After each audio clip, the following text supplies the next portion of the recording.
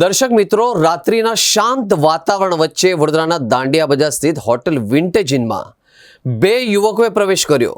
મૂળ પાણીગેટ વિસ્તારનો એક યુવક તેના સાથી સાથે હોટલના રૂમ નંબર 302માં રોકાયો, પરંતુ મધ્યરાત્રિએ અચાનક હોટલની લાઇટ જતી રહેતા અંધારો થયો. આ જ દરમિયાન રૂમમાં એક અણધારી ઘટના બની અને યુવકને ઈજા પહોંચતા તેનું કરુણ મોત નીપજ્યું. મોડી રાત્રે લાઇટ ગયા બાદ યુવકને ઈજા થઈ, જેના લીધે ઘટના સ્થળે તેનું મોત નીપજ્યું હોવાનું સામે આવ્યું છે. ઘટનાની જાણ થતાં જ રાવપુરા પોલીસનો કાફલો સ્થળ પર પહોંચ્યો અને પરિસ્થિતિનો તાગ મેળવ્યો.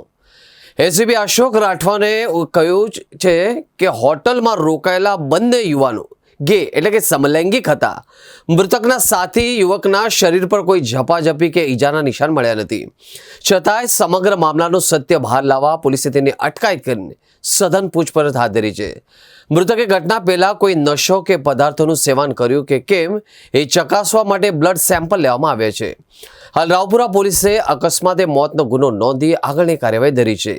પોસ્ટમોર્ટમ એટલે કે પીએમ રિપોર્ટ આવ્યા બાદ જ મોત પાછળનું સાચું કારણ સ્પષ્ટ થઈ શકે. હોટેલ વિન્ટેજ ઇન રાવપુરા વિસ્તારમાં બે છોકરાઓ અહીંયા નાઇટમાં રોકાયા હતા.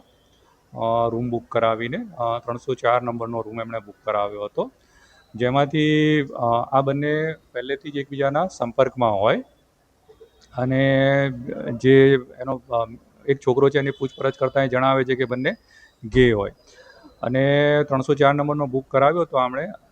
અને રાત્રે લાઇટ જતી રહી હતી, જેથી કરીને મરણ જનાર છે એ વોશરૂમ ગયા હતા. વોશરૂમ જતાં એને પડી જતાં હેડમાં ઇન્જરી થઈ હતી, જેને કારણે પછી આ બંને હોટલને રિક્વેસ્ટ કરીને રૂમ ચેન્જ કરી નાખ્યો 302 રૂમ. પછી સવારમાં જે કિશન વસાવા કરીને એનો મિત્ર છે એ જાણ કરે છે કે એના મિત્રને કંઈક થઈ ગયું છે, ને 108માં બી જાણ કરી, હોટલવાળાને બી જાણ કરીને એ દરમિયાન પોલીસને પણ જાણ થઈ હતી. તો પોલીસ પણ અહીંયા આવી હતી અને તપાસ કરતાં જાણવા મળ્યું હતું કે આ વ્યક્તિ છે એ મરણ ગયેલ છે, જેથી પોલીસે રજીસ્ટર કરીને આગળની કાર્યવાહી હાથ ધરેલ હતી. અત્યારે જે મૃતદેહ છે મૃતદેહને પીએમ માટે ખસેડવામાં આવેલ છે. આનું પીએમ થયા પછી એનું જે મૃત્યુનું ચોક્કસ કારણ શું છે એ જાણ્યા પછી આગળ કઈ દિશામાં તપાસ કરવી તે નક્કી થશે.